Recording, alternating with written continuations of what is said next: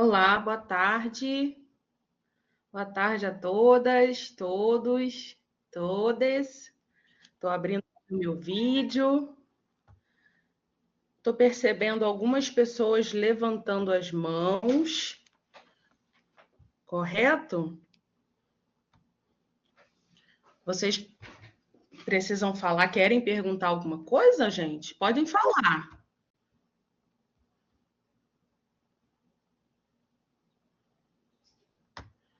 Enquanto eu vou aqui colocando o slide no lugar, deixa eu ver aqui. A professora Sherlia está na sala. Boa tarde, Sherlia. Bom, parece que abaixaram as mãos. Vocês me ouvem bem?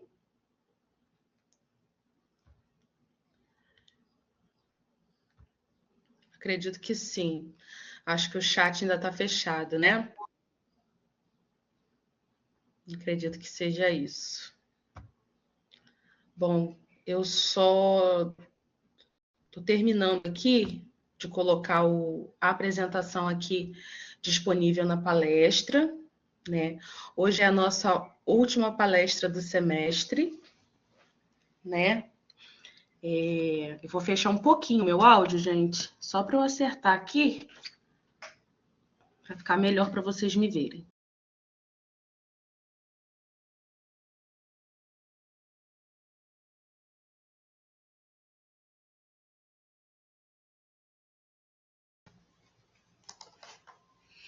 Ei, Pauline, querida. Boa tarde, alunos e alunas. Que é a professora Sherlia falando. Pauline, eu não tô te vendo. Eu não sei. Boa tarde, Sherlia. Não, estou com o vídeo fechado, vou abrir agora. Eu estou tentando acertar aqui para ficar com uma luz melhor. Tô aqui. Tá certo. Agora vocês vão me ver. Aí. Gente, arrasou no visual. Não vou nem ligar minha câmera porque eu não tenho roupa para a altura dessa ocasião. Eu estou igual aquele patinho. Eu acabei de lavar o cabelo, lá, ele tá baixinho, ó. Costuma estar sempre cheio, agora tá ralinho. Gente, eu só tô... Tá acomodado agora. Tá acomodadíssimo. Doido tá dormindo ele. Gente, eu só tô aqui, mais uma vez, tentar colocar aqui. Tá dizendo que o slide está muito grande, eu tô tentando comprimir para poder colocar como documento. Se eu não conseguir, eu vou passar como tela, tá? Compartilhamento de tela. Eu acho como documento melhor, mas enfim. Se eu não conseguir, aí a gente coloca como compartilhamento de tela.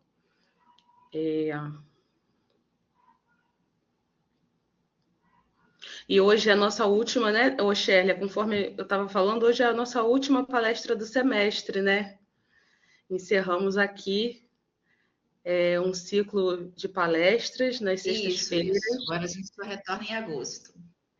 Retornamos em agosto e é importante... Sherlia, você quer dar algum recado agora no início sobre a questão daquelas horas PACs, das palestras que aconteceram anteriormente, que o professor Douglas tinha comentado com a gente? Então, eu queria até tirar essa dúvida com o Douglas. Deixa eu abrir minha câmera aqui. Minha internet não está muito boa, mas eu vou abrir. Eu E acho que minha é o cara, pior ainda. que nada. O que acontece? Eu soube que tinham prorrogado essa questão das horas PACs para o dia 11 de julho, que eu acho que é até hoje, né? Sim. Então, assim, aqueles que já tinham feito previamente os relatórios, né? Teria que enviar. Então, tem que juntar tudo hoje e enviar, né? Enviar até hoje. A de hoje, o que é interessante eles entenderem que a de hoje, eles enviando pelo link que a gente vai disponibilizar um pouco mais à frente, daqui a pouco, daqui a uma meia hora, queria explicar para eles que a gente não abriu ainda. Acho que é por isso que eles ficam levantando a mão. Eu né? acho. A gente não abre ainda o chat, a gente abre depois de uns 30 minutos, depois já que estiver lá no meio da fala da professora, e aí a gente abre o chat. Mas o que é interessante vocês entenderem? Que vocês têm que enviar até hoje tudo que vocês têm de relatório pronto, e a da palestra de hoje vocês vão enviar através do link que a gente vai disponibilizar. Essa vocês não precisam fazer relatório, o próprio link já explica o que vocês têm que fazer. Colocar o nome da professora, o nome da palestra, fazer um resumo relacionado à área de vocês. Acho que é basicamente isso. Douglas não está aqui para nos salvar hoje. É verdade. Gente, então, Shirley, eu acho que a gente pode ir começando, né? Podemos sim. Já colocou para gravar? Já coloquei para gravar, né? Acho que o pessoal está chegando aí aos poucos. E eu consegui já colocar aqui o documento, então que bom, vou conseguir compartilhar como documento mesmo. Então, até se quiserem baixar, já pode, eu tenho preferido colocar assim. Gente, mais uma vez, para quem chegou agora, boa tarde a todas, todos e todas, né? Estamos aqui, professora Shirley e eu, né, para finalizar o ciclo de palestras das sextas-feiras do projeto Vem Comigo, né, que nós temos percebido, né, professora Shirley, professor Douglas, que é o nosso coordenador, né, e eu, né, nós temos percebido o quanto esse projeto tem sido, tem rendido frutos, né, tem sido bom para os alunos, né, nessas sextas-feiras, não só por conta das horas PAC, mas porque tem trabalhado temas extremamente importantes, né?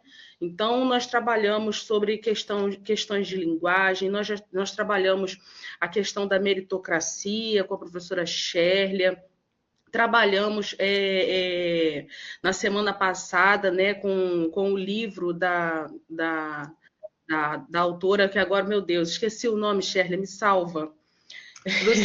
Luciene Miller. Ela tem um outro. Luciene Miller, isso. Ela tem Luciene um outro Miller. nome mais difícil no meio, mas o Miller eu sei. Ah, eu só Pois chamo é. ela de Lu, que ela virou minha amiga, então. Ai, que É delícia! a Lu Miller. Lu Miller, né? Então, Isso. foi maravilhoso a forma como ela coloca, né? Como ela conta para a gente, né? A trajetória de vida e como que a leitura salvou, né? A vida dela e tirou dos piores lugares possíveis, tanto lugares físicos quanto lugares sentimentais, emocionais, né? Nós temos diversas palestras já feitas, cada uma com uma temática diferente. E hoje, para finalizar esse ciclo, nós pensamos em trazer para vocês, né, para dialogar nessa tarde, a importância da pesquisa acadêmica e dos trabalhos de conclusão de curso. Tá? Para a gente dialogar sobre o próprio processo de pesquisa, dialogar sobre a banca, né, avaliadora, como que se processa, né, o trabalho de avaliação, como que se dá o processo de pesquisa, né? E como que isso tudo se condensa num momento específico, que é no momento da apresentação do TCC, né? Então, a palestra tem como título Pesquisa Acadêmica e Trabalho de Conclusão de Curso em Cena. Ou seja, nós vamos jogar luz sobre esses dois pontos. Primeiro, sobre a pesquisa acadêmica, né? A trajetória de construção de uma pesquisa acadêmica, de uma pesquisa científica, portanto. E, segundo lugar, o trabalho de conclusão de curso, que é o produto de todo o processo de pesquisa, de todo o processo de trabalho, de investigação, e que ele é avaliado, né? Ele é analisado, ele é lido, avaliado por uma banca avaliadora que confere, né, aprovação, reprovação, né, e a legitimidade da titularização dos graduandos, tá? Isso numa situação de graduação. E vamos também trabalhar algumas questões, poucas, né? Alguns caminhos, algumas dicas para quem tem desejo de seguir uma carreira acadêmica, de pesquisa, na pós-graduação, quem deseja fazer uma pós-graduação. E é muito importante que faça, né? Mesmo aqueles e aquelas que não têm o grande sonho de seguir com uma carreira acadêmica ou de se tornar, de ficar estritamente para a área da pesquisa, né? Ensino e extensão, né? Mas que em outras áreas querem trabalhar diretamente no seu campo, na parte, vamos dizer assim, na parte mais prática, né, do seu campo.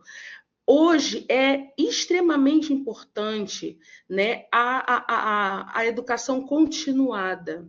Né? Então, a pós-graduação, né, ela é dividida em 2 níveis, né, lato sensu e estrito sensu. Então, sobretudo, a pós-graduação lato sensu, que são as especializações, que a gente pode chamar assim, hoje são extremamente requisitadas nos currículos, tá? Então, é quase que normal hoje em dia, natural hoje em dia, que se termine uma graduação e que vá para uma pós-graduação. E é necessário mesmo, né? Porque na pós-graduação é um momento de maior maturação daquilo que você apreendeu durante todo o seu curso de graduação. E é um momento onde você provavelmente vai recortar alguma questão específica dentro da sua área e vai se aprofundar naquela questão. Ou seja, você vai se especializar naquela questão, né? Então, por exemplo, né, eu formada em História e Serviço Social, a minha pós-graduação lato sensu, né, eu tenho 3 pós-graduações lato sensu. Então, uma é em Literatura, Memória Cultural e Sociedade, aonde eu me aprofundei na história de Carolina Maria de Jesus, tá? E tenho também pós-graduação em Docência no Serviço Social e Trabalho e Exclusão Social. Então, vejam que as pós-graduações que eu fui escolhendo, elas dialogam diretamente com a minha, com a minha área de trabalho e também com as linhas de pesquisa, né? Tendo em vista que a minha carreira, eu escolhi uma carreira acadêmica, tá bom? Mas nós vamos ver isso com mais calma conforme no decorrer da nossa conversa. Então, qual é então o nosso ponto de partida?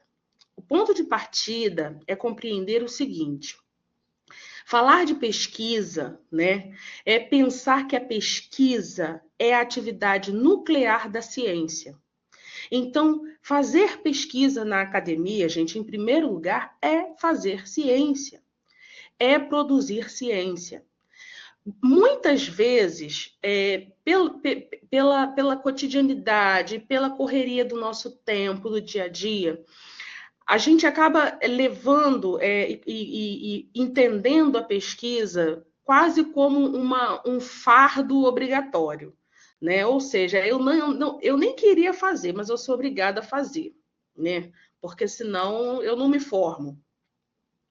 Mas essa visão sobre a pesquisa, ela precisa ser desmontada, porque é a partir da pesquisa que se faz ciência. E se faz ciência em todas as áreas do conhecimento. Ela possibilita uma aproximação e um entendimento da realidade a investigar. A pesquisa é um processo permanente e inacabado. Olha só que interessante. Pensar em pesquisa, pensar nela como uma atividade central da produção da ciência, é pensar também que a pesquisa, ela existe para superar e ser superada, assim como a ciência. Ela existe para dar respostas, mas que são sempre ad eternum respostas inacabadas. Porque a cada nova pesquisa, a cada novo aprofundamento, a gente pode conquistar, a gente pode desvelar uma nova resposta. Então, por isso que a pesquisa ela é vista como um processo permanente e inacabado. Mas, Frauline, é muito chato. né? Eu não tenho tempo para fazer pesquisa, né? Pesquisa requer tempo. Realmente, fazer pesquisa requer tempo. Mas quando a gente escolhe uma área, ou a gente escolhe um conjunto de sujeitos, ou quando a gente escolhe um objeto de pesquisa que nos interessa, não é a gente que vai atrás da pesquisa. A pesquisa, ela passa a fazer parte da nossa vida, do nosso cotidiano, de todas as relações. Sobretudo quando a gente fala, e aí nós somos da área das ciências sociais aplicadas, né, Shirley e eu, sobretudo quando falamos das áreas das ciências sociais, né, das ciências humanas. Então, vejam bem, a minha área de pesquisa, minha linha de pesquisa é gênero, raça e classe. Ao ponto, desde o momento que eu entendi e eu quis, e eu senti o desejo de pesquisar sobre isso, andar na rua, para mim, já é uma atividade de pesquisa. Porque o primeiro passo de uma pesquisa é desenvolver o olhar de investigador. Desenvolver o olhar de investigador significa que você não vai mais olhar. Por exemplo, a gente vai pesquisar, vamos pesquisar trabalhadores urbanos. Vamos pensar assim. Então, se você escolheu na sua pesquisa de trabalho de conclusão de curso estudar sobre trabalhadores urbanos e suas sociabilidades, você, pesquisador, não vai entrar num ônibus e vai simplesmente descer do ônibus sem aplicar ali o seu olhar de investigador. Gente, é muito interessante. Eu morei no Rio um tempo, eu sou do Rio, vim para Campos, voltei para o Rio para trabalhar. Trabalhava em Nova Iguaçu, na Escola Rangel Pestana, bem no centro de Nova Iguaçu. Então, eu passava 3 dias no Rio e vinha embora. E eu ia da Central para Nova Iguaçu e voltava no Japeri. Né? Gente, é incrível o que ocorre, o que acontece dentro daquele trem. O que cabe ali de pesquisas, né? De pesquisas sociológicas, antropológicas, históricas, geográficas, com relação a trabalho, com relação à desigualdade, com relação a linguagens, uso de linguagens. Nossa, é riquíssimo. Mas quem não faz uma graduação, quem não está disposto a conquistar um diploma, entra e sai do Japeri, entra na Central e desce lá em Nova Iguaçu, como eu fazia, sem observar nada. É simplesmente mais um trem. Quando a gente passa a compreender os nossos sujeitos de pesquisa ou os nossos objetos de pesquisa como parte do nosso cotidiano, como o significado que aquele objeto ou que aqueles sujeitos exercem no nosso cotidiano, a gente passa a desenvolver o olhar do pesquisador. E é por isso que é sempre uma realidade inacabada. É sempre um processo permanente, porque é sempre aguardando o devir. Esse devir significa um devir histórico, ou seja, é de passar a saber aquilo que hoje nós não sabemos. É de passar a contar a história que hoje nós não contamos. Então, por isso, a pesquisa científica, ela é sempre inacabada. Processa-se por meio de aproximações sucessivas da realidade, fornecendo-nos subsídios para uma intervenção no real. A pesquisa científica é o resultado de um inquérito ou exame minucioso, realizado com o objetivo de resolver um problema, recorrendo a procedimentos científicos. Lefield refere-se à pesquisa como sendo a inquisição. um processo sistemático e intensivo que tem por objetivo descobrir e interpretar os fatos que estão inseridos em uma determinada realidade, tá? Então, aqui a gente tem uma visão geral do nosso ponto de partida. A pesquisa, ela é a área nuclear da ciência. A ciência e a pesquisa, né? A pesquisa científica é um processo inacabado por excelência. Ela tem por objetivo se aproximar cada vez mais das realidades, né? Do que é real, a partir de um exame ou de uma observação minuciosa, né? E aqui, esse ponto de partida serve tanto para pesquisas relacionadas às ciências humanas e sociais, como outras áreas também, como nós vamos ver, tá? E ela tem um objetivo, que é interpretar o que acontece, é interpretar o que ocorre, é descobrir o que acontece, é descobrir os pormenores, é retirar o véu que encobre as camadas de algumas realidades, né? Então, é para isso que serve a pesquisa. A pesquisa ela não deve ser vista como um processo enfadonho, como um processo obrigatório, cansativo e sem sentido. E por isso é tão importante escolher a temática que você vai trabalhar, porque é a partir disso que a pesquisa ela toma um novo rumo. E aí, pensando na estrutura, né, de uma pesquisa ou na própria estrutura de um trabalho de conclusão de curso, nós temos aqui algumas, não é partes, né, algumas seções, uma subdivisão de uma composição de um trabalho de conclusão de curso. O trabalho de conclusão de curso, geralmente, ele inicia com os elementos pré-textuais, que é capa, folha de rosto, agradecimentos, né? Para alguns trabalhos vão colocar já desde o início a folha dos membros de banca, outros não, né? A folha da ata. E depois o trabalho ele vai começar na introdução, justificativa, objetivos, fundamentação metodológica, a metodologia, análise de resultados, revisão bibliográfica e considerações finais. Pauline, isso tudo nessa ordem exata que está aqui? Nem sempre. Por exemplo, se a gente pensa num projeto de pesquisa, a gente vai fazer introdução, justificativa separada da introdução, objetivos separados da introdução. Vai apresentar a fundamentação teórica separada, totalmente separada da introdução. A metodologia não vai estar na introdução.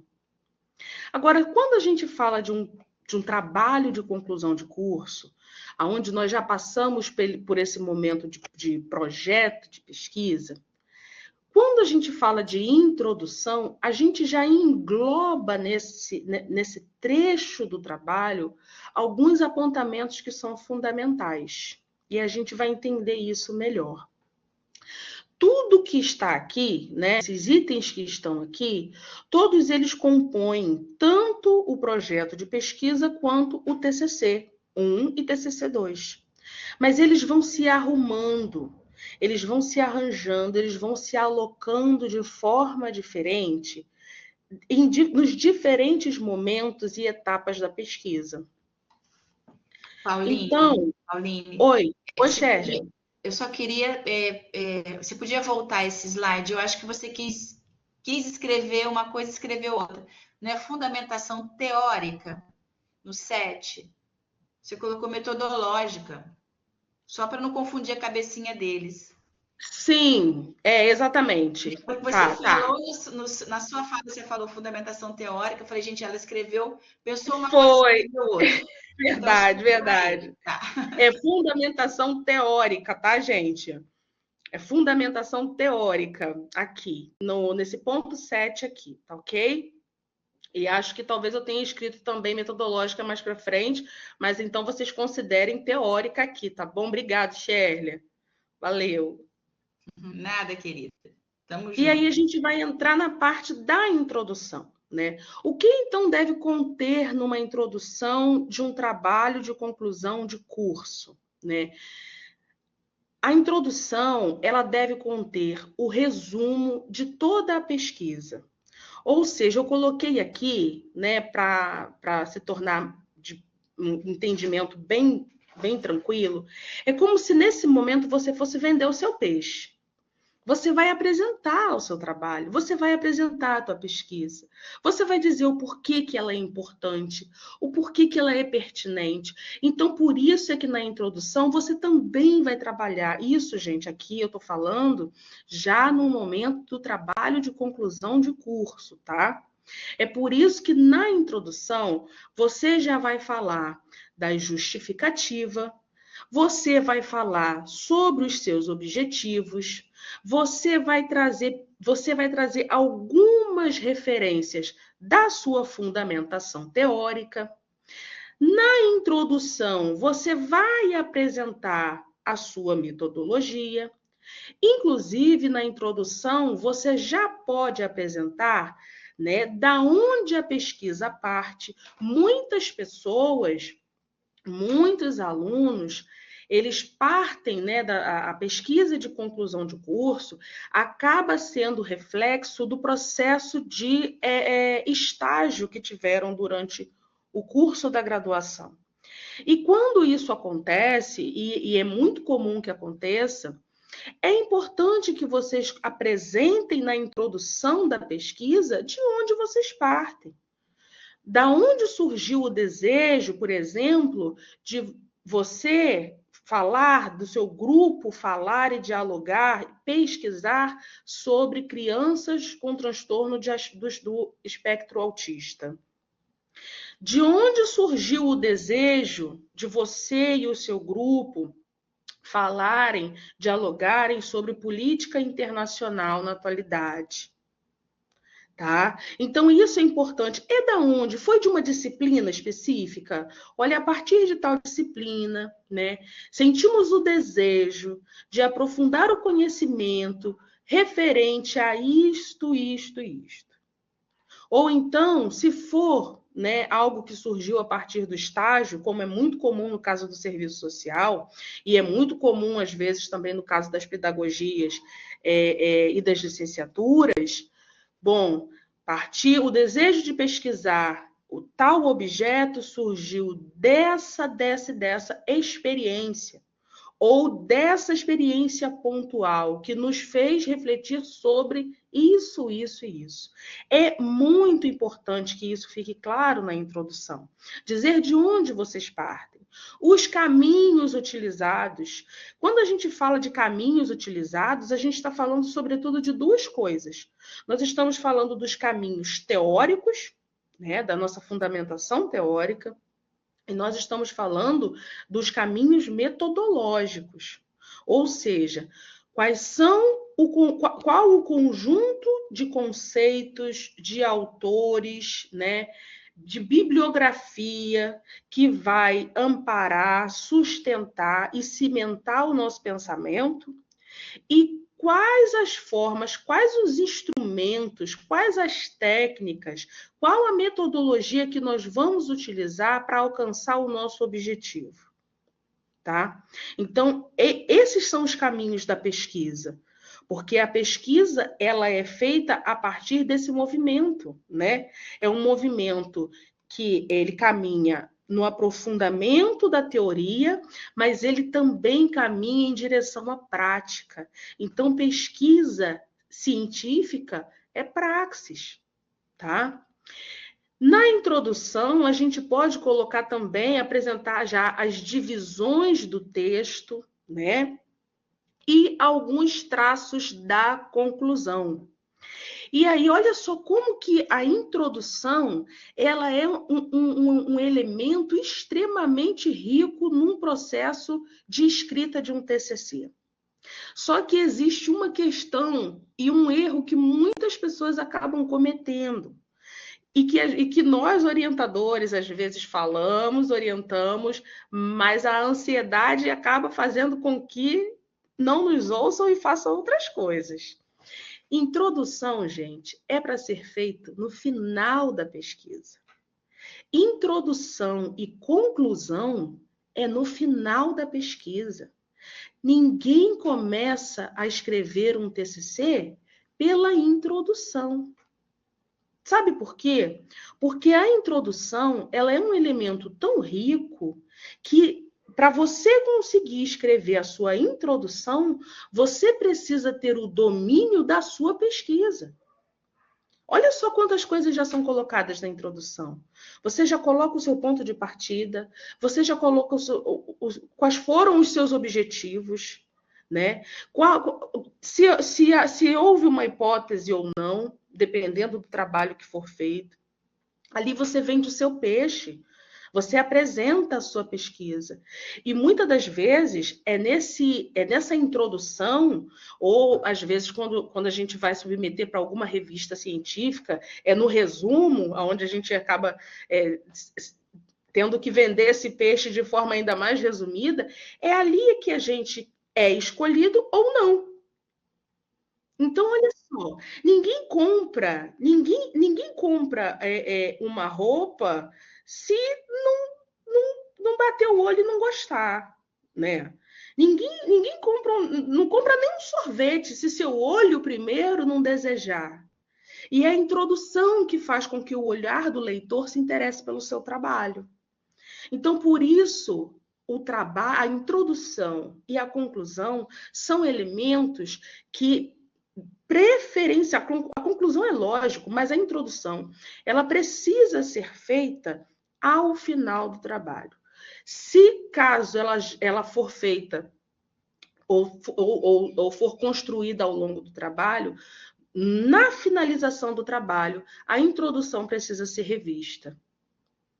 Dada a importância da introdução num trabalho científico. Tá? E aí nós seguimos para os objetivos. Os objetivos no TCC, eles acabam sendo diluídos ao longo do texto. Os objetivos, eles ficam muito claros, muito bem postos durante o trabalho de projeto de pesquisa, tá? Então, a gente define os objetivos específicos, a gente define o objetivo geral, tá? Mas no trabalho de conclusão de curso, esses objetivos eles vão se diluindo ao longo do texto, mas eles nunca desaparecem.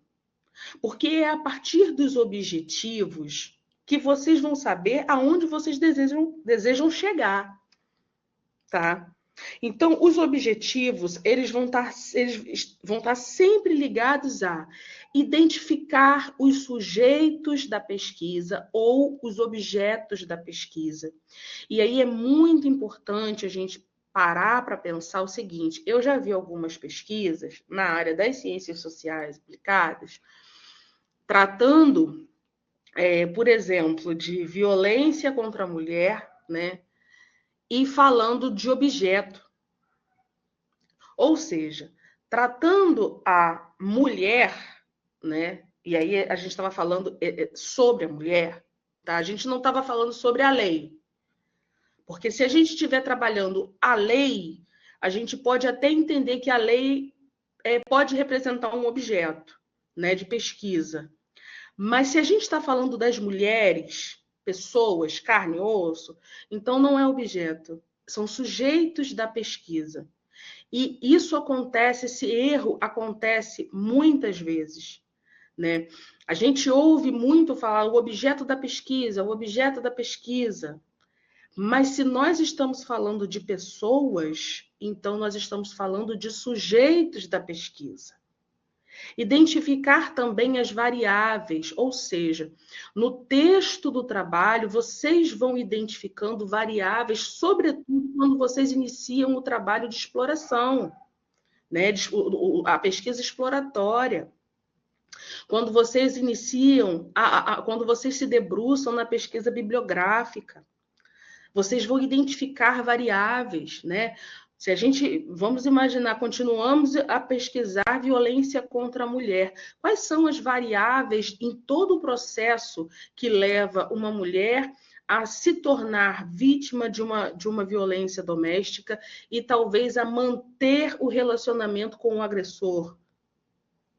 Isso, a única. Você só consegue desvelar essas variáveis a partir do aprofundamento da sua pesquisa. Isso é um objetivo de pesquisa. Identificar essas variáveis, tá? Aqui eu estou usando como exemplo a violência, tá, gente, contra a mulher, mas isso se aplica a inúmeras situações. Objetivos, explorar o campo, né? Então, se você tem uma pesquisa, por exemplo, que você tá num trabalho, numa graduação de licenciatura, e você quer pesquisar sobre as condições de uma determinada escola, explorar o campo de pesquisa, ou seja, a escola vai ser o campo de pesquisa. A escola vai ser o lugar privilegiado da sua pesquisa. E o que aquela escola tem de particularidades? Aonde fica essa escola? Quem é o público que frequenta essa escola? Como que essa escola é reconhecida no bairro? Essa escola é referência de alguma coisa para o bairro? Como que se dá as relações dentro dessa escola? Olha só, isso é explorar o campo. O campo de pesquisa é conhecer aonde se pisa, né? Gente, e não tem jeito. Não se faz pesquisa sem paixão. Não se faz pesquisa sem tesão, sem amor, sem querer, sem vontade. Porque se qualquer pessoa ou qualquer grupo que inicie uma pesquisa, seja ela qual for e na área que for, simplesmente para cumprir um protocolo de uma graduação que é obrigatória dentro do curso, não vai ser uma pesquisa tão potente quanto poderia ser se naquela pesquisa tivesse paixão, se naquela pesquisa tivesse entusiasmo, esperança histórica, seja ela em qual campo for. Seja ela na área da medicina, por exemplo. Imagina um médico pesquisando. Nós não somos da medicina, né, Shirley? Mas às vezes eu fico imaginando, né? Imagina um médico Imagina um médico que começa a fazer uma pesquisa sobre uma determinada bactéria ou sobre uma determinada vacina, mas ele faz por fazer. Ele não faz acreditando. Ele não coloca paixão naquilo. Gente, qual o produto que a sociedade vai receber dessa pesquisa? Só que muitas das vezes, quando a gente fala de pesquisa científica, e infelizmente esse pensamento equivocado ele é disseminado na sociedade, a gente tende a pensar somente pesquisa científica como aquela pesquisa que acontece lá dentro do laboratório, com os tubos de ensaio, com as pessoas de jaleco branco. E que são extremamente rigorosas. E que aqueles que estão ali dentro daquele laboratório precisam de verdade acreditar que aquela pesquisa vai dar certo. Porque é dando certo que vai salvar muitas e muitas vidas. Imagina se as pessoas que estavam trabalhando no período da Covid estivessem por estar, para cumprir o protocolo. A desgraça teria sido muito maior. Graças a Deus que os pesquisadores acreditavam, sabe? E nós precisamos, nós que somos das diversas outras áreas, seja das engenharias, seja das ciências sociais, das ciências humanas, nós precisamos acreditar. Em primeiro lugar, acreditar de fato que nós fazemos ciência. E acreditar que a nossa pesquisa tem relevância verdadeira para a sociedade. Colocar paixão nisso, gente. Levar a sério, né? Não é só por fazer. Revelar particularidades, como eu já falei, e ampliar o conhecimento. Assim como as pessoas nas áreas da medicina contribuem de forma imensa, né, para salvar vidas, né, a partir das novas pesquisas de medicações, de procedimentos, de métodos de tratamento, de terapias. Assim, nós precisamos levar a sério a nossa pesquisa, tratar das desigualdades, tratar das mazelas sociais, tratar dos processos históricos, tratar da geografia, tratar das questões das engenharias, é coisa séria, porque de forma geral, tudo isso vai trazer alguma consequência para a vida real da população. Gente, eu estou vendo aqui que algumas pessoas estão dizendo que estava sem som. Gélia, ficou sem som em algum momento? Não, aqui para mim ficou com som o tempo todo. Quem está Tá. sem som, gente, sai e volta, porque pode ser problema aí no computador, na No conexão de vocês, computador. que a maioria está normal, né? Tá bom, tá Vou ótimo, ver a que questão bom. do link. Todo mundo está com problema no link ou alguém conseguiu preencher o formulário? Uhum.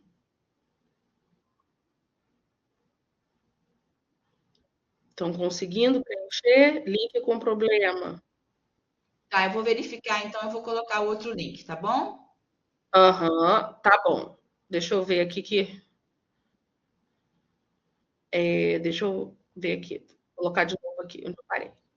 Então, gente, voltando aqui, para a gente não perder muito tempo, vamos passar então a fundamentação teórica. Então, a gente já compreendeu a importância que tem a pesquisa, seja em qual área for.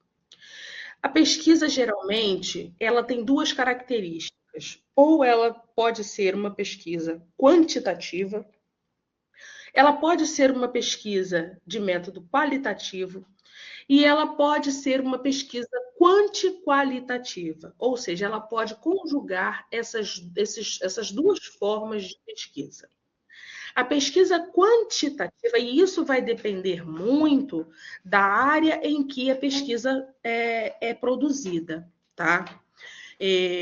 As pesquisas das ciências humanas e ciências sociais, elas tendem a ser mais qualitativas ou quantiqualitativas, tá? Elas tendem a ser mais ligadas a essas duas formas. Pesquisas de outras áreas, como pesquisas da área da medicina, das engenharias, e inclusive muitas vezes da área de geografia, da área de geografia, por exemplo, e por aí vai, elas tendem também a dar uma centralidade maior à dimensão quantitativa da pesquisa. Diferente da pesquisa qualitativa, né? Então, vamos pensar então primeiro sobre a pesquisa qualitativa. A pesquisa qualitativa preocupa-se, portanto, com aspectos da realidade que não podem ser quantificados, centrando-se na compreensão e explicação da dinâmica das relações sociais. Para Minayo, a pesquisa qualitativa trabalha com o universo dos significados, dos motivos, tá? Das aspirações, das crenças, valores, atitudes, o que corresponde a um espaço mais profundo das relações.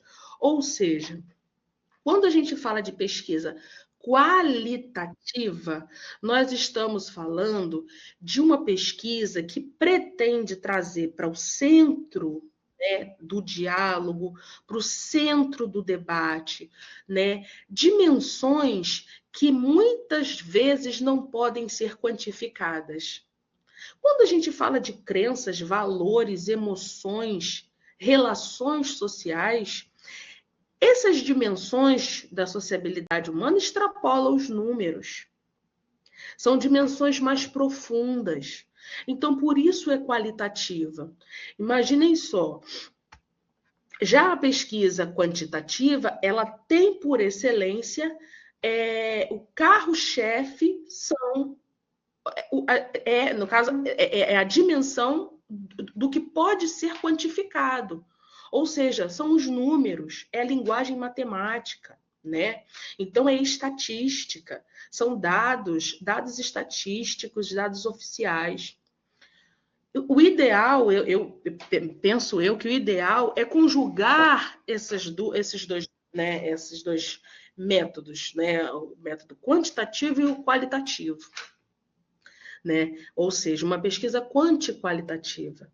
Você traz os dados particulares, aprofundados, né, que correspondem aos espaços mais profundos das relações sociais, mas você subsidia, né, todo aquele debate que você faz, né, ou que o grupo faz a partir dos dados.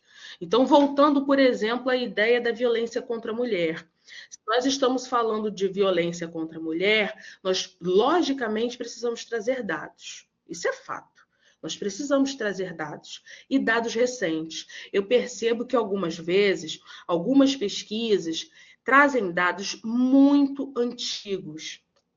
Dados antigos, eles são importantes quando a gente pensa em trazer uma linha histórica de um determinado objeto ou de pesquisa ou de uma determinada situação. Tá? Então, por exemplo, se a gente pensa no processo de construção de políticas públicas, tá? A gente pode trazer dados, por exemplo, desde 2006 até o ano de 2005.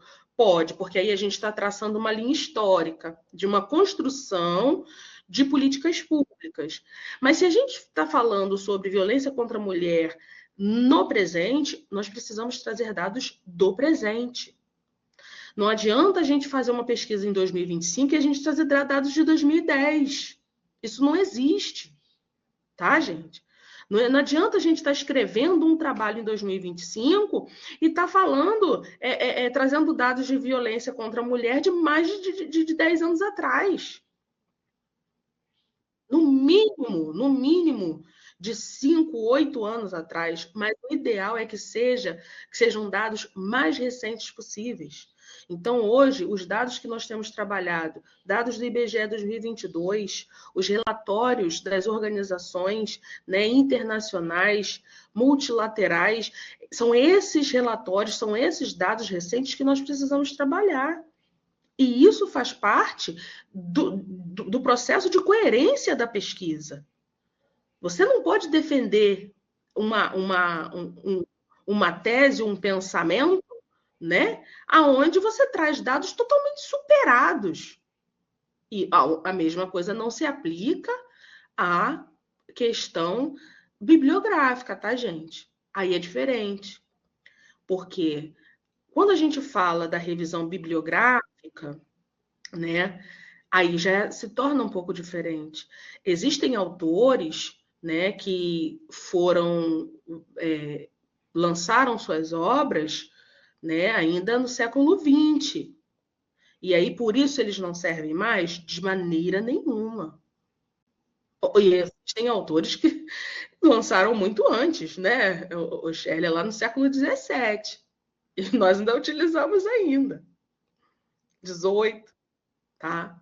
Então, gente, com relação aos autores, essa questão não se aplica, tá?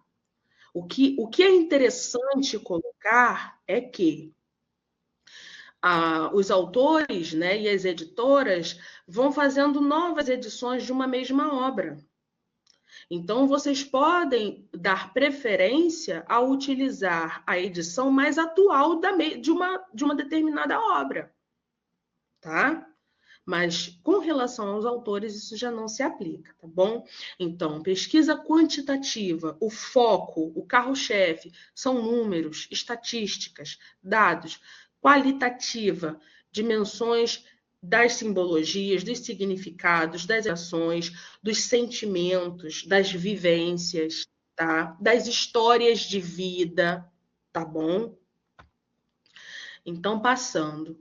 Aqui eu trouxe esse quadro só para ilustrar essa diferenciação de pesquisa quantitativa e pesquisa qualitativa, tá? Eu vou pular porque eu acho que a gente já conseguiu compreender bem. E aí a gente passa para a questão da metodologia, né? Nós temos diversas maneiras, né? Diversas formas de fazer pesquisa, né? Nós temos diversos modelos de pesquisa. Então, aqui eu trouxe alguns: pesquisa experimental, pesquisa exploratória, pesquisa descritiva, pesquisa explicativa, estudo de caso, pesquisa bibliográfica, pesquisa documental, pesquisa de campo, pesquisa ex post facto, pesquisa de levantamento, pesquisa de survey, pesquisa participante, pesquisa ação, pesquisa etnográfica, pesquisa etnometodológica. Então, olha só, quantas formas diferentes, quantas metodologias diferentes nós temos para fazer pesquisa. E uma das questões que eu percebo é que, às vezes, num trabalho de conclusão de curso, a vontade de fazer muito acaba embolando um pouco o meio de campo, tá? Porque muitas das vezes eu vejo numa pesquisa só pesquisa bibliográfica, pesquisa documental, pesquisa exploratória, pesquisa descritiva. Olha só, e pesquisa de campo. Isso tudo, né? Ou seja, a pessoa quis fazer tudo. Gente, não significa que você não vá fazer uma pesquisa de campo. Como eu falei mais cedo, né? Se você vai pesquisar uma escola, a escola vai ser o seu campo. Então, você coloca a pesquisa de campo como uma metodologia central. Se você vai analisar um conjunto de jovens daquela escola, um conjunto específico de jovens daquela escola, você pode colocar que você vai fazer uma pesquisa de campo e uma pesquisa e uma pesquisa participante, por exemplo, se você vai acompanhar uma roda de hip hop. Mas não dá para colocar que você vai fazer tudo, porque vocês não vão. Por exemplo, se vocês vão trabalhar com violência, vamos voltar mais uma vez na violência contra a mulher. Vocês, a partir de um estágio lá da DEAN. A DEAN é o lugar onde vocês estão inseridas, mas nem sempre ela é um campo de pesquisa, sim, mas você não precisa especificar que você fez uma pesquisa de campo. Você vai colocar o que você pesquisou a partir do campo. Então, você vai dizer que a DEAN é isso, isso e isso, a DEAN de tal bairro, de tal município, que trabalha, que faz, acontece, mas você não precisa nem dizer que você vai fazer uma pesquisa de campo, porque é lógico que você vai ter que fazer. Qual é o foco da sua pesquisa? A sua pesquisa, o foco é ouvir as mulheres agredidas? Então, você vai fazer o quê? O que você vai fazer? Você vai fazer uma pesquisa etnográfica? Você vai fazer uma análise documental dos boletins de ocorrência que as mulheres fizeram, né, ao serem atendidas? Tá? Então, essa parte da metodologia, ela tem que ficar muito bem delineada e muito bem conversada com o orientador. Porque não adianta dizer que vai fazer tudo, porque não vai. E sempre pensando qual é o foco da sua pesquisa. Então, por exemplo, eu quero fazer uma pesquisa para falar sobre a trajetória da construção das leis que amparam pessoas com deficiências. Gente, eu vou fazer uma pesquisa bibliográfica e uma análise documental. Acabou. É isso. Agora, isso significa que você não vai fazer levantamento de dados? Você vai fazer levantamento de dados. Isso tudo vai estar na sua pesquisa. Mas isso acaba colocando gordura na pesquisa desnecessária, no TCC desnecessário. Então, por isso que eu falei, os objetivos, eles vão sendo diluídos ao longo do texto da pesquisa, mas eles não somem. Porque é a partir dos seus objetivos que você vai escolher a sua metodologia. E não só isso. Vocês vão escolher também os seus instrumentos de pesquisa. Como que vocês vão fazer para analisar a dada situação? Vocês vão escolher aplicar formulário? Vocês vão optar por questionários? Vocês vão optar por entrevistas? Vocês vão optar por simplesmente fazer uma observação? Vocês vão optar por fazer reuniões com grupos focais? Análise de documentos ou dados oficiais?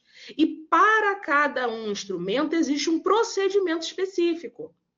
Então, é muito comum também que, quando a gente fale de formulário, ou questionário, ou entrevista, isso fique totalmente embolado. E cada um deles tem uma razão de ser e uma forma de se fazer. Então, se você vai aplicar um formulário, vocês precisam compreender, então, o que é um formulário. O formulário, ele é um conjunto de perguntas objetivas e fechadas.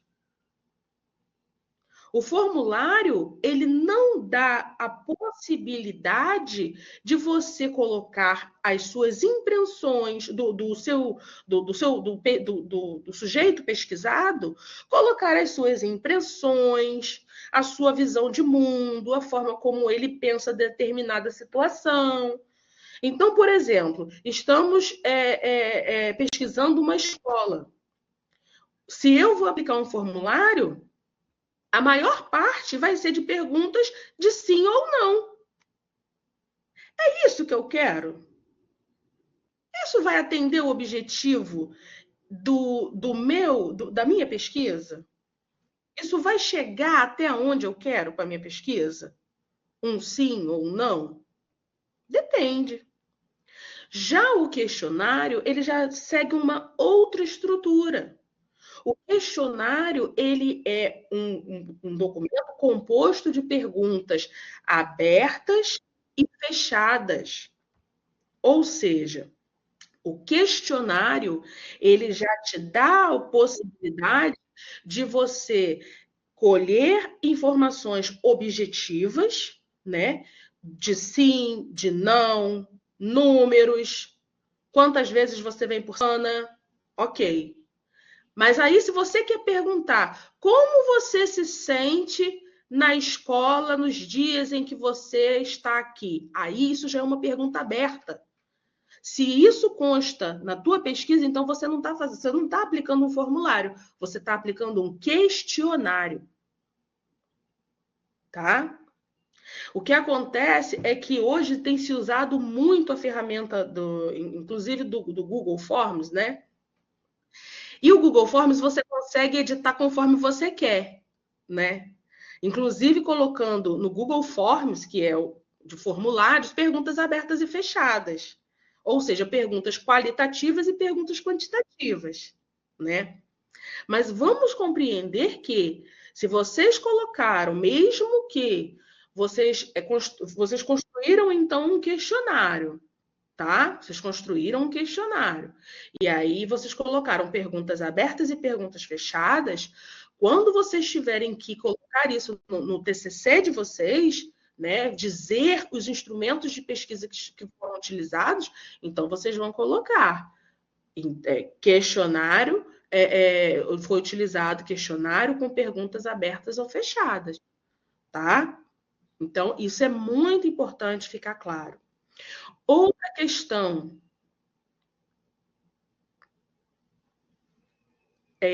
tá confuso? Não, não é confuso, gente. Formulário, perguntas fechadas. O que está confuso, gente? A palestra ou o formulário que vocês estão respondendo, gente? Eu estou ficando perdida, porque é muita mensagem. Ah, tá.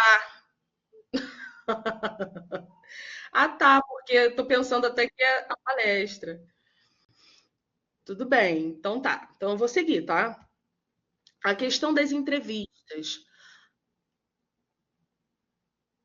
Tá, então, tudo bem, gente. Eu vou seguir aqui e aí depois, ao final, tá? Para a gente não perder muito tempo, que ainda tem bastante coisa para falar, senão não vai dar tempo, aí a gente tira essas dúvidas, tá bom?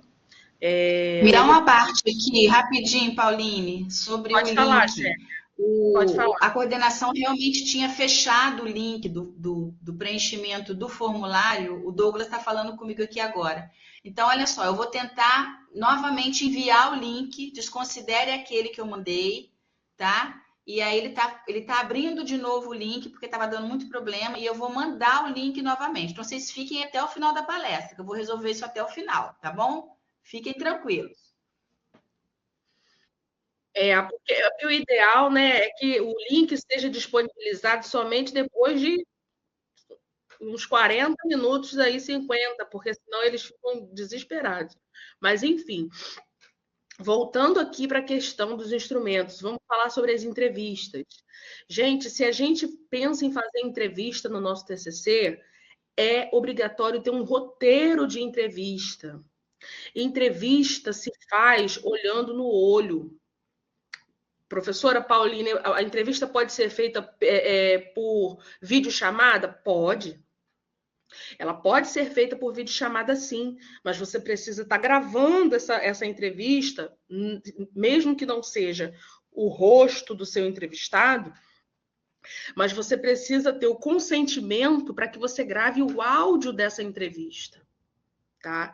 Entrevista não se faz,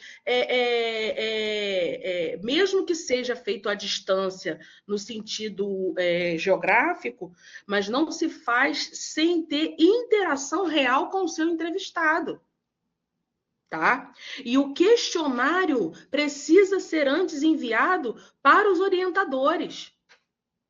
Tá bom? Porque isso também precisa passar por um crivo de avaliação.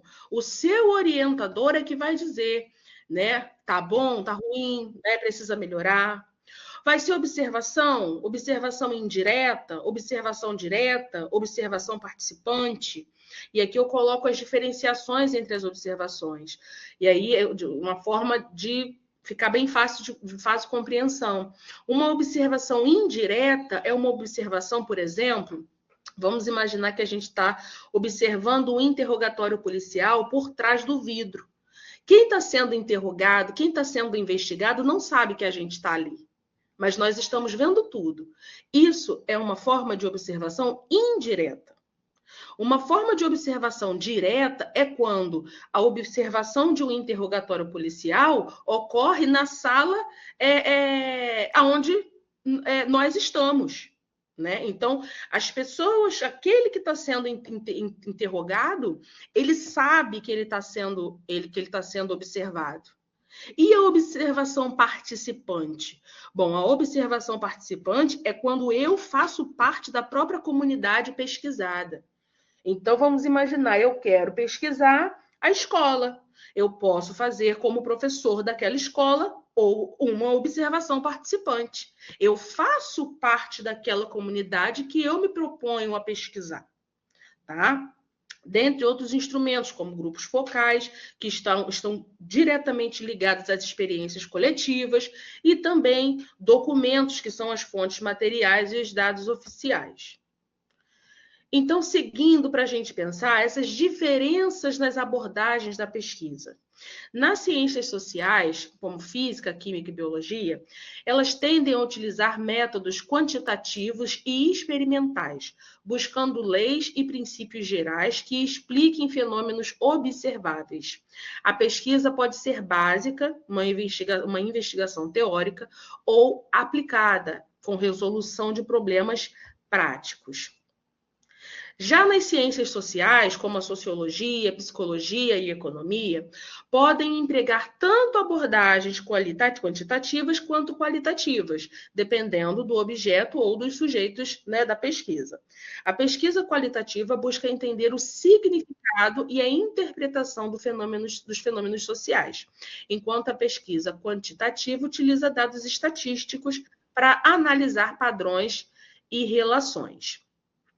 Nas ciências humanas, como história, filosofia e artes, frequentemente utilizam abordagens qualitativas e interpretativas, com foco na análise de textos, documentos, artefatos históricos e experiências humanas.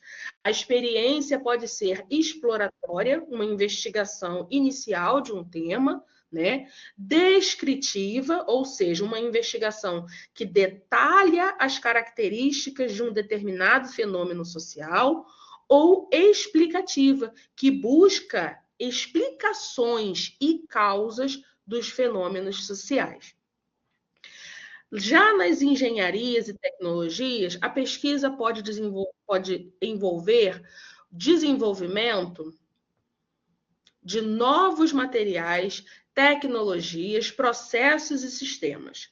A pesquisa aplicada é comum, com foco em soluções para problemas técnicos e industriais.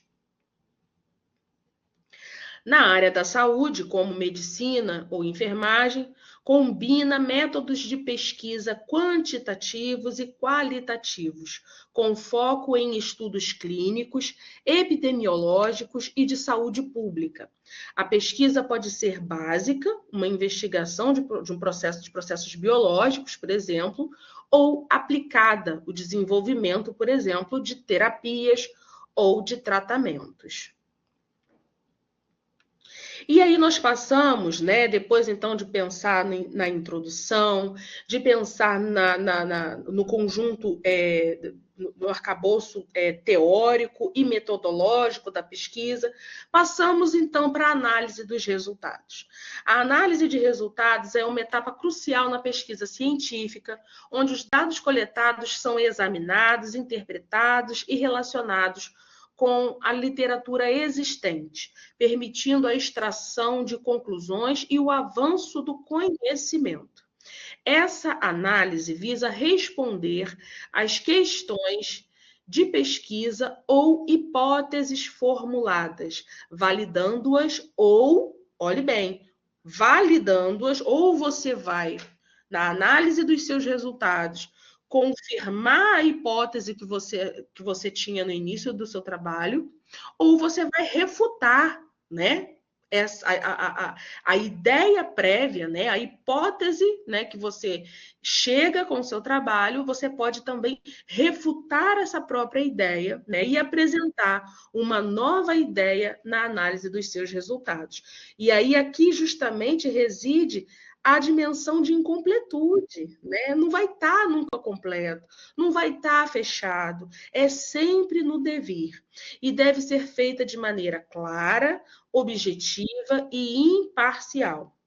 E aí, gente, essa questão é muito importante, porque muitas das vezes, né, quando a gente vai pesquisar um determinado público ou um determinado objeto, né, muitas das vezes, como nós falamos, nós fazemos parte da comunidade que nós pesquisamos. E manter essa imparcialidade, a imparcialidade é muito difícil, né? A neutralidade não existe, né? Pensar numa neutralidade, nós não acreditamos nisso, sobretudo para quem, né, fala a partir das ciências humanas e sociais. Mas pensar que é necessário que exista eticamente na pesquisa um grau de distanciamento do sujeito pesquisador com o contexto pesquisado, mesmo que o pesquisador faça parte daquela comunidade pesquisada, tá, gente? Porque é isso que garante a legitimidade, a lisura do processo de pesquisa, a ética da pesquisa.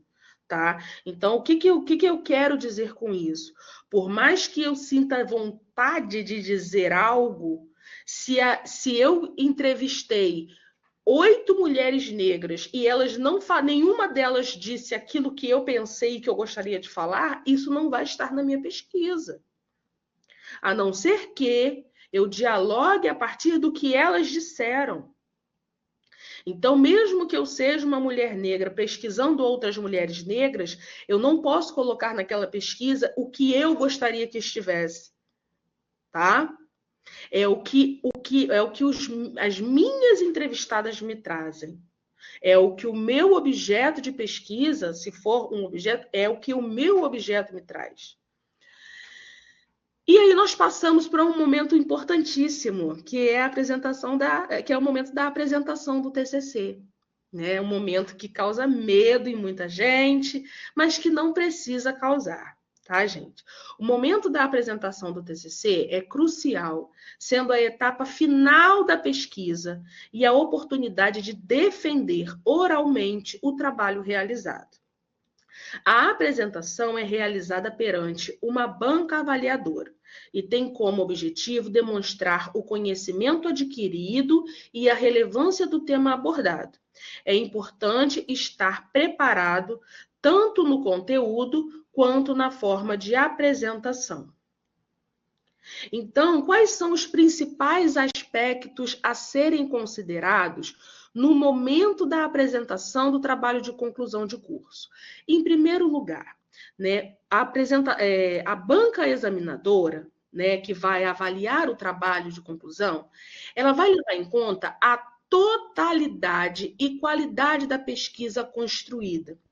Então, é um equívoco, muitas das vezes, achar que, eu não consegui porque eu consegui uma nota ruim porque eu fui mal na apresentação, ou por alguma outra questão pontual no momento da apresentação em si do TCC. Gente, não funciona assim, tá? A apresentação do trabalho, né, e a avaliação do trabalho, ela é feita a partir de uma visão de totalidade. Até porque quem compõe a banca, um dos membros da banca é o próprio orientador. E ele não está acompanhando vocês somente no momento da apresentação. Ele está acompanhando vocês desde o início da confecção do trabalho, dos processos de toda a pesquisa, tá? Então, essa visão de totalidade e qualidade da pesquisa faz parte do processo avaliativo. Outro ponto é o aspecto epistemológico e domínio do tema. Muitas das vezes, né, os grupos preparam lindas apresentações, tá? Muito bem feitas, inclusive, mas quando vão falar, quando vão apresentar o trabalho em si, fica muito claro que não houve um aprofundamento do tema, não houve uma epistemologia, as epistemologias ficaram, né, um pouco, né, negligenciadas, não houve domínio do tema. Então, a apresentação ela se torna uma apresentação superficial. Isso fica muito claro, gente, quando a gente vai para as bancas de TCC e vê os alunos lendo tudinho que eles vão falar. É lógico que em algum momento o nervoso é nítido, a gente fica preocupado, como que vai ser, como que não vai ser. Um roteiro do que deve ser dito é importante que se tenha. Agora, quando vocês vão apresentar o trabalho, vocês precisam mostrar domínio do tema. Vocês precisam convencer a banca que foi vocês que escreveram, que fizeram aquele trabalho. Ninguém fez por vocês, tá? Outra questão, e quando um grupo que apresenta lê, isso passa uma fragilidade imensa para o grupo. E muitas das vezes o grupo sabe o que está falando, porque o grupo estudou, o grupo escreveu, mas por medo acaba, né? Por medo acaba, né, se auto-sabotando, né? E se apega na leitura daquilo que já sabia dizer, né, de cor salteado. A coerência entre metodologia, instrumentos e resultados. A relevância do trabalho, né? A importância da adequação do trabalho às normas da ABNT, a organização do tempo, a estrutura da apresentação, o conteúdo da apresentação, Aí sim, a apresentação gráfica, né, a beleza dos slides, a organização dos slides. E por fim, e muito importante, muito mais do que a estética do slide, a estética da apresentação, é a postura ética daqueles e daquelas que estão apresentando o trabalho e a linguagem daqueles e daquelas que estão apresentando o trabalho. Gente, isso é muito importante. Essa postura ética faz toda a diferença. E pensar nessa postura ética é pensar que esse momento de avaliação é um momento fundamental, tanto para aqueles que estão apresentando, tanto para aqueles que são os avaliadores. A banca avaliadora, ela tem uma forma, ela tem uma função e o objetivo que caracteriza uma banca examinadora. Qual é a forma que caracteriza a banca? Bom, na graduação, a gente pode dizer que ela é geralmente composta por 3 professores, sendo um o seu orientador, tá? Então, geralmente, essa é a forma da banca.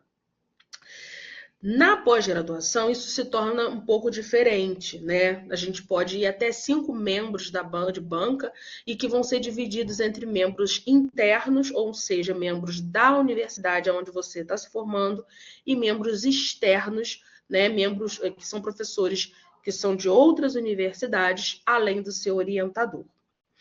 Qual é a função de uma banca examinadora? Gente, a função da banca examinadora, e aí, voltando aqui só para a forma, é importante pensar que vocês não estão sendo avaliados por pessoas que não conhecem o trabalho. Vocês estão sendo avaliados, inclusive, pelos orientadores que acompanharam vocês. Segundo, a função, né, da banca é avaliar o TCC na sua totalidade. Que totalidade é essa? Dentro dos padrões exigidos pela academia, dos padrões exigidos pela ABNT e por parâmetros éticos da profissão, que vão determinar a aprovação ou a reprovação do trabalho. Mas, gente, vamos ser sinceros aqui. Quando um trabalho, seja ele de qual área for, vai para a banca, quando ele chega a ser levado até a banca, não existe nenhum desejo do orientador ou dos demais membros da banca que ocorra ali uma reprovação, tá?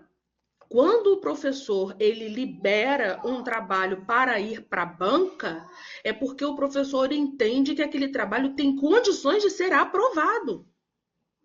E por isso é importante essa relação estreita com os orientadores, tá? E a confiança nos orientadores. Não existe orientador que encaminhe um trabalho para a banca sabendo que vai ser um trabalho reprovado. E sabe por quê? Porque quando o trabalho ele vai para a banca, ele vai ser avaliado pela banca e esse trabalho ele é finalizado. O que acontece, gente? Simbolicamente, o trabalho de vocês passa a ser simbolicamente, vejam bem, assinados, né, endossados pelos membros daquela banca. Então, por exemplo, eu, como orientadora e outras professoras, avaliamos um trabalho X e aprovamos aquele trabalho. Automaticamente, simbolicamente, nós estamos dizendo o seguinte: olha, nós concordamos com esse trabalho, nós validamos esse trabalho e assinamos embaixo. Quando ocorre uma reprovação, são em casos extremos. O ideal é que não ocorra. Então, se o trabalho não está bom, se vocês estão sentindo que o trabalho não está bom, pede mais prazo. Conversa com o orientador, tá? Porque quando um trabalho chega na banca, ele é para ser... O objetivo, né? O desejo é que ele seja aprovado. Sobretudo o desejo do orientador, né? E, por fim, como eu falei, o objetivo da banca é legitimar a obtenção da titulação. Por quê? Porque nós assinamos o trabalho de vocês. Assim acontece também nos trabalhos de pós-graduação, mestrado e doutorado. É a banca que te examina, que assina junto com você a validade daquele trabalho científico, gente. Então, ninguém quer um trabalho ruim, ninguém quer uma nota ruim. Vocês estão conseguindo compreender? A banca não é inimiga, né? A banca, ela é aliada. Então, todas as observações que a banca possa vir a fazer para os trabalhos, eles precisa ser considerado, precisa ser anotado. Sabe por quê? Porque a banca está colocando pontuações que às vezes passou despercebido, né, pelo orientador, ou seja o que foi, mas que a banca está ali contribuindo para que o trabalho seja ainda melhor, porque a banca vai assinar aquele trabalho. A banca, ela tem uma característica extremamente importante, que é a impessoalidade. Gente, para a banca, não importa quem você deixa eu ver como posso falar isso. Para a banca, não importa se você foi um ótimo aluno durante todo o curso, ou se você foi um aluno bem levadinho durante todo o curso. Para a banca não importa, né, se você é de longe ou se você é de perto. Para a banca importa a dimensão científica que você coloca sobre aquela sua pesquisa. Para a banca, importa os parâmetros que são colocados a partir, né, da universidade para aquela pesquisa, para aquele curso. É isso que importa. E importa também que sejam trabalhos que sejam, de fato, dignos de validação e da assinatura dos membros da banca. Tá? Então, atenção, tá? Então, atenção, já caminhando para o final. Uma postura antiética na apresentação do TCC pode levar à reprovação. Sim, tá? Como eu falei, né? Nós avaliamos muitas dimensões e uma delas é a postura ética no momento da apresentação. Uma postura antiética na apresentação do TCC pode levar à reprovação. A integridade acadêmica, ela é fundamental. E comportamentos como plágio, falsificação de dados ou de qualquer outra forma de desonestidade pode resultar na reprovação do trabalho. E, em alguns casos, né, até mesmo na perda do direito de colar grau ou de cursar novamente a disciplina. Igualmente, o uso de palavras indevidas e brincadeiras não são recomendados após o início dos trabalhos. Gente, quando é que os trabalhos se iniciam? Os trabalhos se iniciam quando a professora, o professor ou professora orientadora passa a palavra para aqueles que vão apresentar. A partir de então, o trabalho está iniciado. A partir de então, não tem mais brincadeira. A partir de então, não tem mais conversa paralela. A partir de então, não tem mais risada fora de hora. A partir de então, não tem mais oi mãe, oi pai, oi marido. Não tem isso. Isso é descabido num momento de apresentação de trabalho de conclusão de curso. Neste momento, não se usa gírias mais, é linguagem formal, tá? Então, uma postura ética e uma postura antiética pode fazer toda a diferença num momento de apresentação de TCC. Igualmente, com relação às questões como plágio, falsificação de dados e hoje, mais do que nunca, o uso das inteligências artificiais.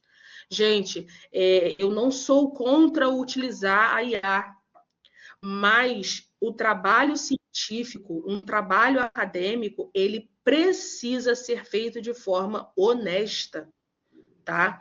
Ele precisa ser feito por aqueles que estudaram durante o curso e não por uma inteligência artificial. Infelizmente, nós temos visto isso em muitos lugares. tá bom? Então, vamos ter postura ética. A pesquisa, ela pode ser feita em todos os lugares, tá? A internet é um campo vasto para toda e qualquer pesquisa, mas não se faz pesquisa utilizando o recurso de inteligência artificial para substituir a inteligência humana.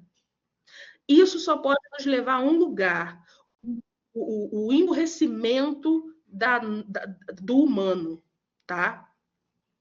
As pessoas chegarem a um ponto que não vão saber mais argumentar nada, porque vão passando tanto a bola para a inteligência artificial que a inteligência humana vai sendo reduzida.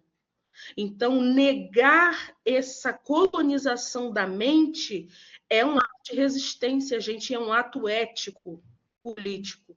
Então, por favor, não façam isso. Vocês podem se comprometer gravemente, inclusive perdendo o direito de colar o grau e sendo reprovados, e sendo impedidos, inclusive, de usar, de retornar ao curso. Atenção, finalizando, estamos chegando ao final para responder as perguntas. A apresentação do TCC, gente, é um momento formal e a banca é soberana nas decisões tomadas. Isso implica todo o processo de avaliação e atribuição de nota. A banca é soberana. A soberania de uma banca examinadora em contextos como concursos públicos ou avaliações acadêmicas é respaldada por autonomia técnica e legal para conduzir o processo avaliativo, além da observância dos princípios da legalidade, impessoalidade, moralidade e eficiência. Ou seja, a banca tem liberdade para estabelecer e aplicar os critérios de avaliação, desde que respeite as regras estabelecidas no edital, né, no caso dos concursos públicos, ou nos concursos para mestrado e doutorado, por exemplo, e na legislação pertinente e que suas decisões sejam justas e imparciais. E aqui eu coloquei, então, algumas dicas para quem quer, né, seguir para cursar uma pós-graduação, né, seja ela lato sensu. Eu indico que comecem sempre pela lato sensu, que é a pós-graduação de especialização, e depois passe para pós estrito sensu, que que são mestrados e doutorados. Então, em primeiro lugar, avalie os editais anteriores, né? É um grande trunfo de quem quer prestar um mestrado, né? ou uma pós-graduação, mas principalmente um mestrado, avaliar os editais anteriores. E estude com base nos textos recorrentes. Então, geralmente, quando a gente pega os editais anteriores, a gente vai ver que diversos textos ano. Então, são textos que sempre vão cair. São textos que a gente chama de textos basilares do edital. Então, vocês precisam ler esses textos. Vocês precisam saber do que é que esses textos estão tratando. Priorize recursos e temas que você já conhece. Ou seja, por exemplo, os resultados do seu TCC. Pesquise se do curso escolhido existem professores que pesquisam o tema do seu interesse. Não adianta você escolher um tema do seu interesse que não existe naquele curso que você vai tentar o mestrado, ninguém que oriente sobre aquele tema. Eles não vão permitir, a banca não vai permitir que você passe, porque para você passar precisa ter pessoas que estejam aptas a orientar você. E se não tem, como você vai entrar? Prepare-se para a prova de proficiência em língua estrangeira. Mestrado e doutorado, todos eles precisam de proficiência em língua estrangeira. Então, quem não tem desejo de seguir uma carreira para mestrado e doutorado, precisa pensar na língua estrangeira, precisa pesquisar nos cursos que vocês querem qual é a língua que eles pedem. Alguns são só inglês, outros inglês e espanhol, outros inglês e francês e por aí vai. Escreva um bom projeto de pesquisa, isso com relação ao mestrado e doutorado, e prepare-se para a entrevista com a banca examinadora, tanto no início quanto no final do processo. Porque, para quem não sabe, o mestrado, ele tem o período de entrevista, onde você já defende o seu projeto de pesquisa. Então, você já chega encarando uma banca examinadora. Por isso que vocês não precisam ter medo e ficar com medo. Esse medo precisa ser destruído hoje, porque vocês não precisam ficar com medo, porque vocês vão ter que se deparar com bancas examinadoras em todos e diversos momentos da vida de vocês, tá? E por último, agradeço. Então, finalizo aqui. Muito obrigada. Tiveram algumas perguntas aqui que vocês fizeram. Pauline, eu anotei para você, tá? Eu vou trazer algumas questões. Primeiro, eu vou trazer uma informação que o professor Douglas pediu que eu repassasse para a turma. O que aconteceu? Ele pediu que vocês respondam o formulário no dia da palestra. Então, teve casos, muitos casos, ele falou até, de alunos que responderam o formulário, parece que o formulário ficou disponível depois, e responderam depois do dia da palestra. E isso não vai ser considerado, tá? Então, talvez a dúvida de vocês é, por que minha hora PAC ainda não entrou? Talvez nem entre. Se vocês não responderam no dia da palestra, até as 23h59 do dia, eles não vão considerar, tá? Então, respondam hoje, tá? Sobre essa palestra de hoje. Olha, algumas perguntas aqui eles fizeram. Ó, o Diogo Ferreira de Alcântara, ele perguntou se pode entrar em contato com você para tirar umas dúvidas, que ele achou incrível, que a palestra foi incrível, né? Pode mandar por e-mail, o Diogo. Vou colocar aqui. O Márcio Henrique perguntou, eu acredito que as perguntas aqui desses dois alunos, o Márcio Henrique e o Alexander, perguntou como que é feita a entrega do TCC para o pessoal que estuda EAD, e aí como é feita a avaliação dos cursos EAD, quer dizer, então, provavelmente eles são presencial, né? Eles estão com como é que é feito essa entrega do TCC, como é que é feita a avaliação do EAD. Então, no EAD, o processo de pesquisa ele vai se dando com orientações normalmente, né, entre os alunos e o orientador. Depois, esse trabalho ele vai para uma banca, assim, igualmente no curso presencial, tá? Os alunos são avaliados e depois os alunos têm o período para submeter na plataforma esse trabalho, o trabalho finalizado. E aí, depois da avaliação da banca, os alunos têm alguns dias, né, para acertar, fazer algumas mudanças, né? Colocar as considerações que foram feitas na banca, né? E depois disso submeter na plataforma. Mas em si o processo avaliativo ele segue o mesmo padrão, porque os professores leem o trabalho, os professores fazem suas anotações, os professores avaliam dentro desses mesmos critérios de totalidade. A única diferença é que não existe uma entrega hoje fisicamente do trabalho, né?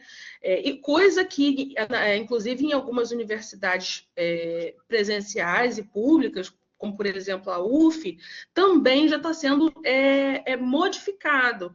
Hoje os trabalhos eles vão direto para a biblioteca e a biblioteca coloca num banco de trabalhos de conclusão de curso na internet, no site da UF, que fica disponível para visualizações depois de pesquisa de outros alunos.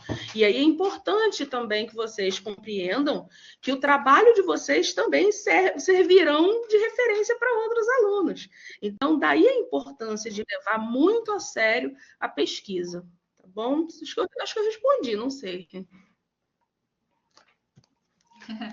Espera aí que só tem mais uma aqui.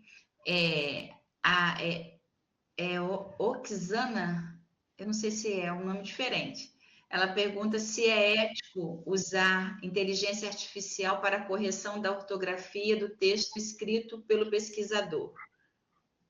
Então, Oxana, bom, eu penso o seguinte, acho que eu não considero a utilização de uma correção de língua portuguesa, né? Se for, eu estou entendendo que você está perguntando sobre correção da língua portuguesa, né?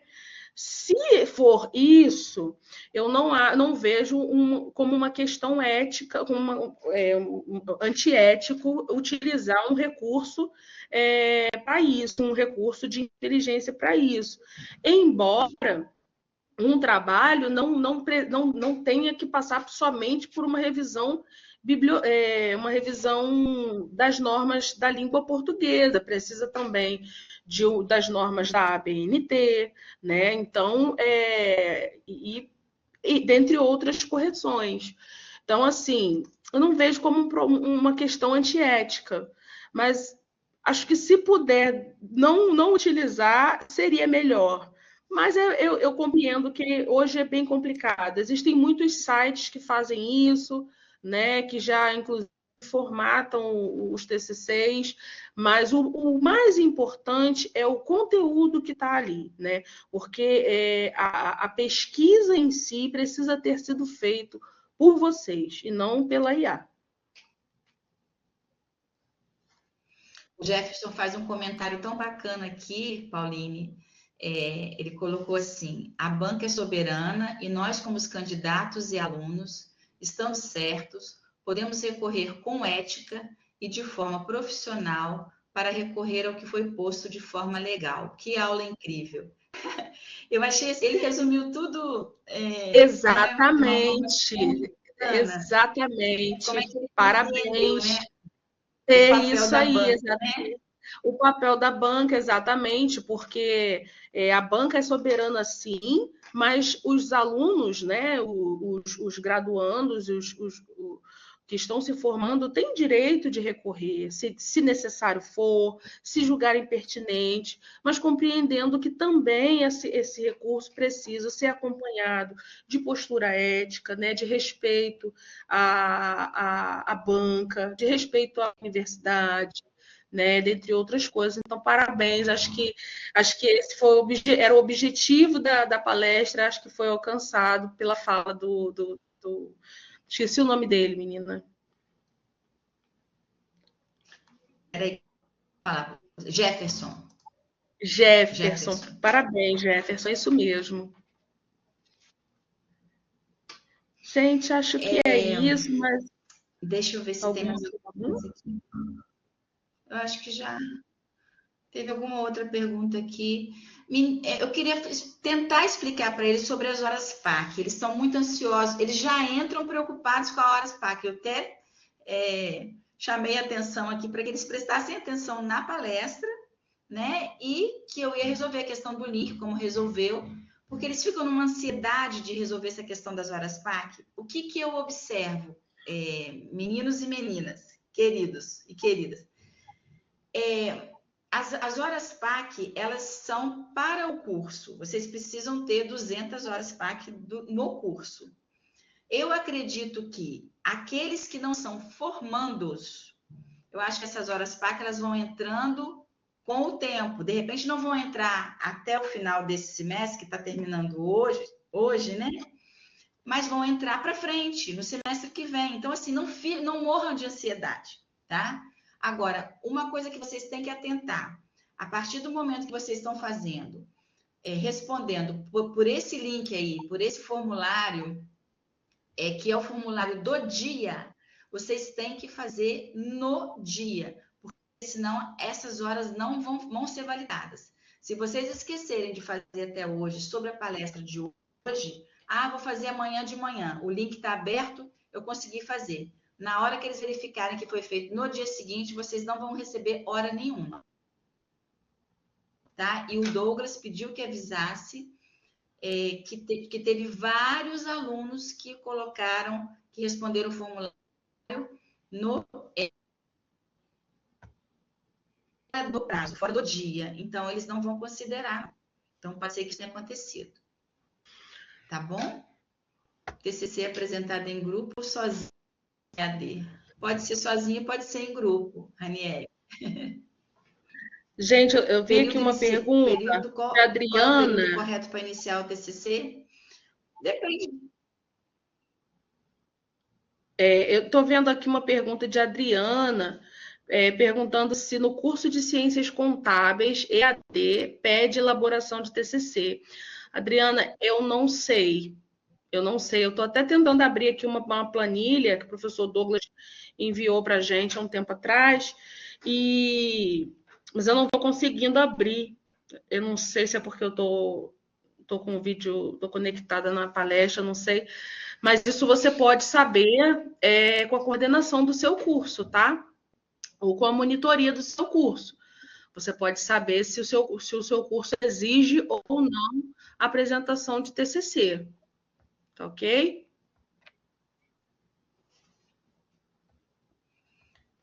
Perguntaram aqui qual o período correto para iniciar o TCC. Depende de cada curso, Damiana. Porque né, no serviço social tem a disciplina TCC1, TCC2. Então, isso é a partir do 6º período, no caso do serviço social, né? Aí depende de cada grade curricular. Então, né, não tem como precisar, não tem um período único para todos os cursos. Não é isso, professora? Exatamente, é importante, por isso é importante vocês conhecerem a grade do curso de vocês, né? Pegarem a grade do curso de vocês, olhar quantos períodos são, as matérias que constam para cada período e ficar já por dentro se o curso exige ou não TCC. E né, desde já começar, para quem não começou ainda e o curso exige, sabe que exige, começar a pensar no tema, né? Pensar se vai apresentar em grupo, pensar num grupo também que vocês acreditem pelo menos que vai seguir junto com vocês, né? Vai segurar o rojão, porque não é fácil mesmo, é um desafio grande. Né? Então, e que também os demais membros dos grupos que também tenham interesse no tema, né? Para que todos possam, com paixão, né, seguir e finalizar com excelência, né? Inclusive, o título da palestra, ela traz essa palavra, que é a palavra excelência, é uma palavra muito até pesada, né? Porque alcançar a excelência é muito difícil, eu julgo quase impossível, tendo em vista justamente a característica do inacabado que nós nos deparamos todos os dias quando a gente faz pesquisa. Mas a excelência também, ela se manifesta na forma como se dá os processos, né? Na forma como a gente lida com a pesquisa, na forma como a gente lida com o nosso curso, né? Então, é isso, né? Excelência é mais do que ela é demonstrada para além de um momento pontual, que seria o momento da banca, né? Pauline, tem um aluno aqui que ele colocou, é o Márcio Henrique. Eu sou da área de licenciatura de História e pretendo fazer uma pós-graduação em História da África. Tenho vontade de escrever minha pesquisa sobre as heranças e costumes africanos. A senhora teria alguma referência de pesquisa ou algo que a senhora possa me indicar para que eu possa me aprofundar no estudo? De repente, eu tem podia mandar um alguns. e-mail para você. Pode mandar. Manda um e-mail. Eu coloquei meu e-mail, vou colocar aqui de novo. E aí eu te mando, sim. Te mando algumas referências. Tenho coisas que vão te interessar, sim. Tá? Eu tentei responder aqui, Raniele, ele perguntou se o TCC é apresentado em grupo ou sozinho. Na maioria das vezes tem sido em grupo, mas pode ser sozinho também, né? Até dupla, trio, pode ser. Isso. Então, Tá certo. Gente, então acho que é isso, né? Chegamos, então, ao final. ao Quero final agradecer desse muito a período, Célia. Agradecer juntas muito aqui. a Célia pela força aí, pela força aí Gente, pedi no desculpa a vocês, chat. porque eu fiquei meio tensa aqui, porque o link não funcionava, eu tentando falar com o Douglas, não conseguia, ele não respondia, e aí, enfim, acabei ficando nervosa e vocês não prestavam atenção no que a Paulinha estava falando. Presta atenção na palestra, deixa que eu resolvo o link. Eu vi. Aí resolvemos o link. Tá? Sobre essa questão das horas PAC, tem perguntas que a gente não consegue responder. Por que as minhas horas PAC não foram computadas? Não sei, gente, juro que eu não sei. Então, pode ser que talvez, isso é a minha percepção, acho que eles estão dando prioridade para os alunos formandos, que precisam fechar. Então, aqueles que estão aí no início do curso, no meio do curso, que ainda tem ainda uma caminhada, eles vão computando isso durante o curso, tá? Então, não fiquem nessa ansiedade louca de saber quantas horas, uma hora vai ser computado, né? Eu acho que a equipe também é pequena, são muitos alunos. Rapidinho, eu acho importante também, né, para quem não teve essas horas PAC computadas, como você está falando, porque às vezes é uma galera que ainda está no início e tem outros que já estão, né, já se formando. Gente, guardem, né, o que vocês têm da palestra, né? Guardem, documentem isso, guardem com vocês também, porque depois, né, se necessário, vocês podem apresentar, né, o que vocês participaram, o que vocês viram. Eu não sei se vai por e-mail uma cópia do formulário, né, Xérlia? Será que vai? Não sei. Uma cópia Eu também da palestra? não sei. Ah, Não, não. a cópia do formulário que eles... Não vai, né? Não Porque sei. se fosse... Também não sei se não vai.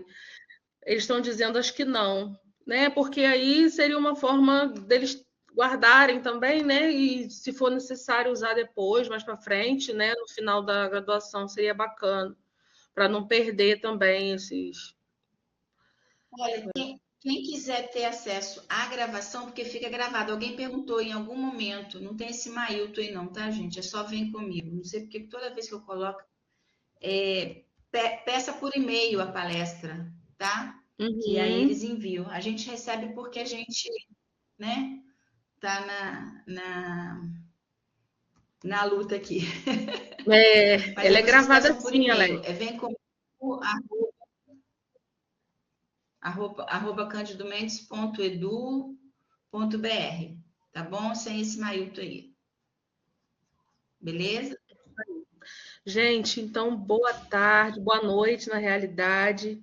Fiquem bem, com saúde. Mais uma vez agradeço aqui de coração minha camarada Xérlia pela força. Sempre juntas. Camarada, hoje Olha, camarada, hoje a trincheira ficou estreita, hein? A trincheira hoje ficou estreita. Caramba! E semestre que vem, né? Se tudo continuar, né, tudo correr bem, nós seguimos. Eu mandei uma mensagem para o Douglas, falei. Aham. Com certeza. Você falou o quê com o Douglas? Porque travou, eu não consegui ver. Todas. Eu mandei uma mensagem para o Douglas.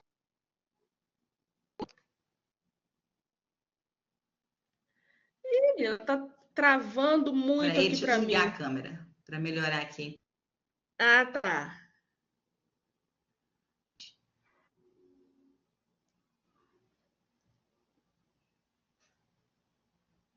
Tá, travou geral agora. Menina, tinha travado. Melhorou? Sim. Agora tá mudo de novo. Pronto. Então, eu mandei uma mensagem para ele, falei assim, Douglas, você faz muita falta, pelo amor de Deus. Não, hoje o negócio ficou estreito aqui demais. Mas que bom, conseguimos, sobrevivemos, né? Sobrevivemos. E agradeço a galera que está aí até agora. E semestre que vem, deu né? tudo certo, Agora nós graças a temos Deus. aí esse período de férias. E para o semestre que vem, nós esperamos, né, continuar nas nossas sextas-feiras e trazendo essas palestras, dialogando com vocês, né, sendo útil no que for preciso e possível também. Beijo para o professor Douglas, que não está aqui, mas está presente no nosso coração. E boa noite, galera. Obrigada, Shélia. Com certeza. Beijo, Tchau, gente. Boas tchau. férias. De Beijo. nada, querida. Tamo Boas juntas. férias. Beijo. Tchau, tchau.